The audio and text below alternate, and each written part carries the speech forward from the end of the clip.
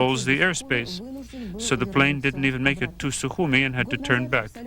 A year ago, there was an absolute victory in Georgia achieved by a doctor of science, a person who was respected by all.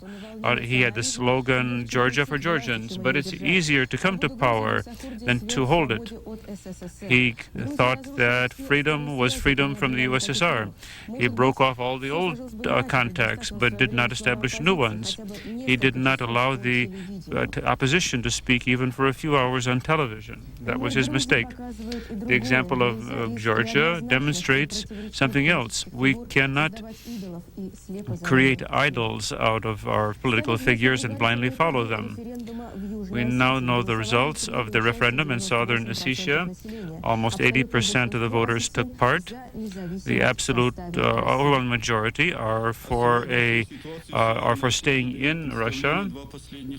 So we have two events which took place here. The Supreme Soviet, the Republic, discussed for 2 days economic problems and problems of sovereignty of Southern Ossetia, and also the question of refugees. The economic problems are one of the factors influencing stability in the relations of the Republic. There is less arable land here per capita than any place else. There's an enormous flow of refugees who have no housing.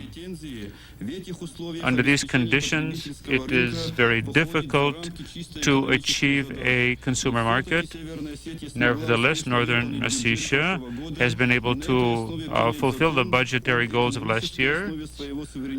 And it is remarkable that in this new budget, considering the political instability, the quantity of special assistance rendered to refugees is being increased. The Army's Congress is not standing off to the side. The military today created their first social movement. These are officers for a rebirth or a renaissance of Russia.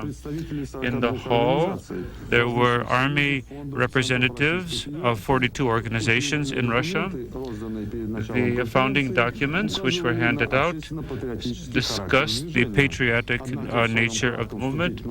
However, in his brief address, General Sterligov stated that those persons were mistaken who thought they could avoid politics and who could just be concerned with their own housing and food problems. All the problems which we have today are a result of politics. And if we do not get into politics, we cannot protect and defend our own social rights. There was a lot of criticism for the politicians who created perestroika. Russian interests were ignored, according to General Sterligov, and Russia now finds itself in the same conditions as after the Brest peace. The Russian people are not being protected. The impression is created that the new movement has a political overtone to it, and somewhat in the spirit of the recently conducted Army Congress. Of the draftees of 92, 80% of them had belonged to various political organizations previously. We now have another problem. The Army and the Navy are reducing their arsenals and likewise their personnel. According to U.S. espionage organizations or intelligence organization, patrolling is being continued around the U.S. ports, but the surface fleet has been called home.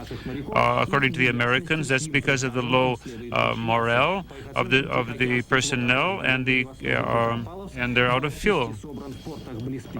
So we have the Pacific Fleet called back to Vladivostok and Petropavlovsk, the Baltic Fleet to St. Petersburg. 230 major ships have been called home and 1,400 support vessels. That's according to the Pentagon. At the current time, there are no Soviet surface vessels anywhere in the world. Not one, a total zero. This is a very unclear situation. But the military, like everybody else, are running out of fuel. and they want to retain their fighting ability without expending fuel. That's why they're at anchor. Thus, according to Western analysts, it is surprising to see the quarrel between Ukraine and Russia over the Black Sea Fleet. This is ridiculous. For Russia and Ukraine, this is a luxury to have all these cruisers and carriers. But it may be the purpose to sell part of the fleet, at least for scrap. Ukraine wants to sell ships to the tune of $2 or $3 billion. As for control over naval units, there is some inspiration and happiness over the idea of getting hard currency. According in Arkhangelsk, they want to sell a nuclear submarine from the Severodvinsk wharf. And the builders of the submarines want to meet with the political leadership. In Severodvinsk, there's a rumor circulating that they want to sell the submarine to the Chinese. Today is the 21st of January. Over 67 years, this was Vladimir Lenin's day. There were today solemn meetings conducted, and there was a lot of applause normally. Today that did not take place. There isn't even a city which bears his name. The monuments are removed. There's even rumors that his body will be shown for dollars. We are to blame for this. We took a person's gravesite and made of it a political tribune. Now, revolutionary changes mean that we look back for analogies. So now in Ulyanovsk, Moscow, and St. Petersburg, they do remember Lenin at least somewhat. So normally they were to be fresh flowers here. Lenin is my life. It's my school years, my life after that, until all this was distorted. Distorted not by Lenin, but by the people who later distorted his teaching. For decades, we followed Lenin's path. This means the enemy is capital. It was written. So we're looking back to the revolution of 1917, when we understood the revolution as a denial of the past, and we tore down monuments.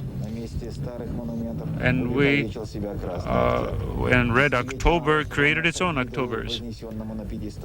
But we ended up bowing to an idol on a pedestal. But Lenin was a complicated, tragic human being. And the path to reestablishing his true character is very difficult. And this is a problem of our time. Dzerzhinsky's bust has been destroyed here, Lenin's monument. But someone might come here to the Volkov cemetery with a sledgehammer, who's heard the rumors that Lenin is being reburied here. There were Americans, Swedes, French, who came and saw that there was no grave here. But you can't wipe out the past from our memory. We did try that once. They destroyed the memory of the past, and then what happened? But today, there may be fresh flowers at Lenin's memorial, and maybe not. In the first quarter of this year, Russia will not be able to hold to the budget without a deficit. Yegor Gaidar, who is the vice premier, talked about that.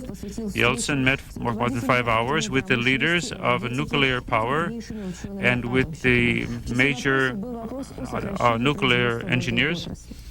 Today in Moscow, the coordinating commission of the independent miners organization met. The parties agreed to examine minimal wages for the miners. The ministers intend to adopt a proposition where the minimum wage may be increased by from the current 342 rubles. Today, a decision was made that the Soviet property in Estonia will become Estonian property. And also from Tallinn, the government of Edgar Savisaar may have to resign because several parties have declared their non-confidence. Today in Moscow, there was a press conference on the failed coup attempt in Moscow. Today at the press conference, it was stated that those arrested were accused of attempting to seize power. That means a sentence of up of 10 to 15 years or capital punishment. But this must be resolved by court. But when that trial might take place, and if it will take place, the journalists were not able to get an answer. According to the General Prosecutor of Russia, Stepankov, it was established that there were no journalists among the coup plotters, and so I congratulate my colleagues on that.